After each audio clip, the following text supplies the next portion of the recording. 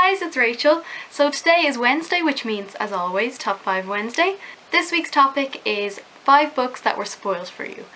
This tag was created by Ginger Reads Lady, so as always I will link her channel down below. So, starting at number 5 is Red Queen by Victoria Aveyard. Now this book wasn't exactly spoiled for me. One of my favourite booktubers, I'm not going to say who, she said what happens, but she didn't say who did it, if that makes sense. Like, I knew what happened in this book, I just didn't know who it involved. So it didn't completely spoil it for me, but it was still annoying because I knew what happened at the end, and I would have rather have not known anything, but I still really enjoyed this book. So you should really give this book a read, it's really good. Next at number 4 is A Study in Scarlet by Sir Arthur Conan Doyle. With my beautiful Benedict Cumberbatch cover, I absolutely love it, he is the love of my life. This book got spoiled for me because I watched the TV show first, the one with these two babies, Benedict Cumberbatch and Martin Freeman. So I watched this show first, absolutely fell in love with it, so I started reading the books. So the murderer in this book got spoiled for me, but it was still such an enjoyable read. I absolutely love these books. If you love mystery and Sherlock Holmes, you should really read these books because they are so good, and it's only really short as well. Absolutely love this. Next at number 3 is Harry Potter and the Deathly Hallows by J.K. Rowling.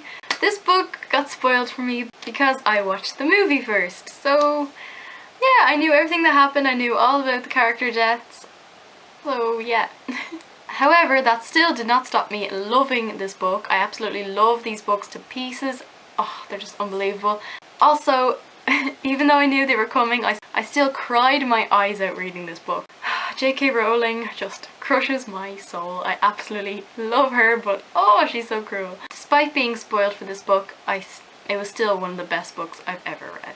Next at number 2 is A Dance with Dragons Part 2 After the Feast by George R.R. Martin. Again, similar to Harry Potter, I watched the TV show Game of Thrones first. I had started A Song of Ice and Fire series while also watching the show, but I saw the newest season of Game of Thrones before reading this book, so the main character death got spoiled for me. I'm not going to say who it is, of course, but it just broke my heart in the show, and then reading it like almost right after in this book was just very upsetting. I'm still very emotional about that.